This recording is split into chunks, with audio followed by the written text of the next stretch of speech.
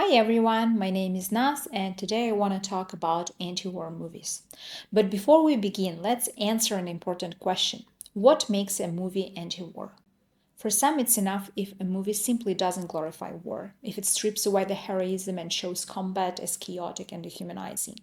Others demand more. They want films that highlight civilian suffering or expose the psychological toll on soldiers. But for the strictest viewers, a true anti-war film must do more than unsettle you. It should change how you see war forever. It shouldn't just show the horror, it should make you feel deep down that war is a crime against humanity. For this list, I'm using a broader definition. If a film denies war its glory and leaves you with the bitter taste of its futility, it belongs here. Whether it's a postmodern piece, a historical drama, or even a dark comedy, if it makes war look ugly, pointless, or absurd, it counts. War has always been part of human history. Some wars last for years, others only for days, but the outcome is always the same. Hatred, suffering, bloodshed, atrocities, and death, again and again. And yet, for as long as there have been wars, there have also been people who stood against them. In this video, I'll talk about 5 powerful anti-war films, movies that I believe everyone should see. And here's something special. I'll present each of them in the original language of the film. 5 films, 5 languages. No spoilers. Let's go. Let's begin with World War II, the deadliest conflict in human history, with an estimated 70 to 85 million lives lost. That number alone is difficult to grasp. It's more than statistics. It's millions of personal stories of soldiers, civilians, children cut short by violence, ideology, and war. Unsurprisingly, cinema has long tried to make sense of this horror, to preserve memories and pose hard questions. There are countless films about World War II, each capturing a different fragment of the human experience. From Japan, we have Grave of the Fireflies, an animated film, yet one of the most emotionally devastating portrayals of war ever made. It is proof that even hand-drawn images can break your heart.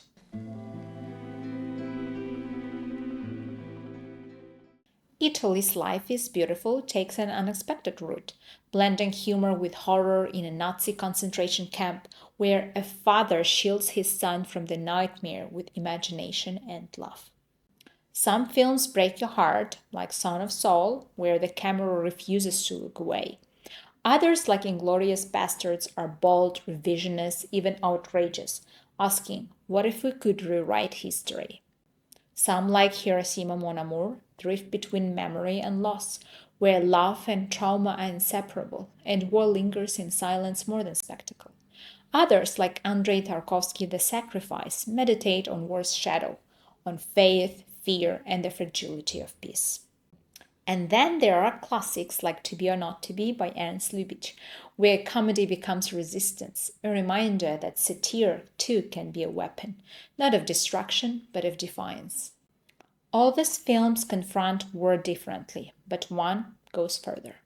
It doesn't just depict war, it makes you feel its weight long after the screen goes dark. That film is Come and See by Элем Климов.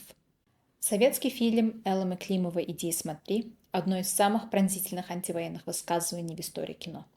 Снятый в 1985 году, он основан на реальных событиях Второй мировой и оккупации Беларуси.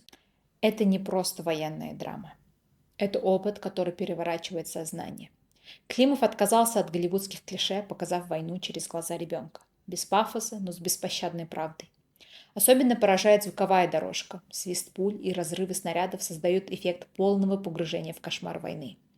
После просмотра зрители часто признаются, что несколько дней не могут прийти в себя. Настолько сильное эмоциональное воздействие оказывает картина. The second film I'd like to mention is also about World War II, but this time it takes us to the other side of the globe, to China. I used to live in China, in the city of Nanjing. It remains one of my favorite cities in the world. Vibrant, historic, full of life, and yet it carries the weight of a profoundly tragic past. If you're interested in Chinese history or you're a fan of Christian Bale, you've probably heard of The Flowers of War, an emotional film set during the Nanjing massacre.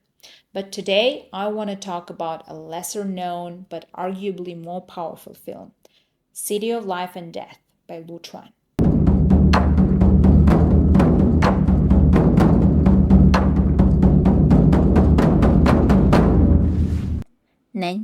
南京是一部黑白电影，它讲的是中国和日本战争的故事。电影里有士兵，也有平民，他们都很痛苦，很害怕，很绝望。电影里没有很多夸张的镜头，只有安静、真实、让人难忘的画面。导演陆川用了4年时间拍这部电影，这不是普通的战争片，而是让我们思考历史的一部电影。我们看到的不只是过去的事情，而是战争给普通人带来的很大伤害。如果你想真正明白战争是什么，这部电影非常值得一看。The third movie is also about World War II, but this time we see the war from the perspective of the German soldiers. For a moment, you almost forget which side of history they are on. You start to sympathize with the characters. I think it's the point of anti-war cinema, to show that in war people suffer on both sides, that a lost soul is still a soul, no matter where they stand. Das Boot ist ein deutscher Film über ein U-Boot im Zweiten Weltkrieg. Zeigt das Leben der Soldaten auf engem Raum unter Wasser. Im Film gibt es viel Spannung, Angst und Stress. Die Männer kämpfen nicht nur gegen den Feind, sondern auch gegen die Dunkelheit, die Enge und ihre eigenen Gedanken. Der Film ist lang, aber sehr eindrucksvoll. Zeigt, wie sinnlos der Krieg sein kann. After World War II, many believed the world had learned its lesson, that maybe, just maybe, we would move toward peace, empathy, and global cooperation. But history proved otherwise. Apocalypse Now is living proof that political ambition still outweighs human life. The apocalypse isn't something in the distant future. It's already happening. Armies clash, rivers turn red, forests burn, and wildlife vanishes. What's left of nature or the human soul is barely recognizable.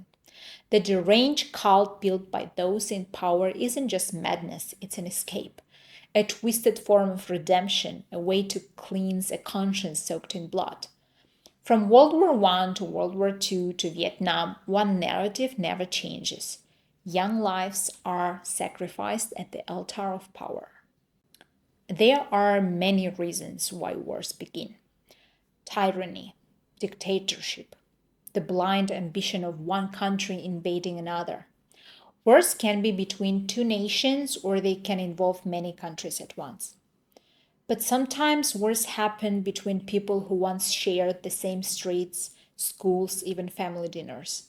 That's why I want to talk about the Balkans, and more specifically the film Pretty Village, Pretty Flame. Lijepa sela, Lijepa gore je srpski film koji je režirao Srđan Dragojević. Film je snimljen tokom i nakon rata u bivšoj Jugoslaviji. Rad ne prati grupu vojnika tokom rata i pokazuju kako su se obični životi promenili u vreme sukoba. Vidimo kako bliski prijatelji postaju neprijatelji, kako komšije uče da mrze i kako ideologije truju obične živote. Kombinuju dramu, crno humor i realistične scene i zbog toga ostavlja jak utisak.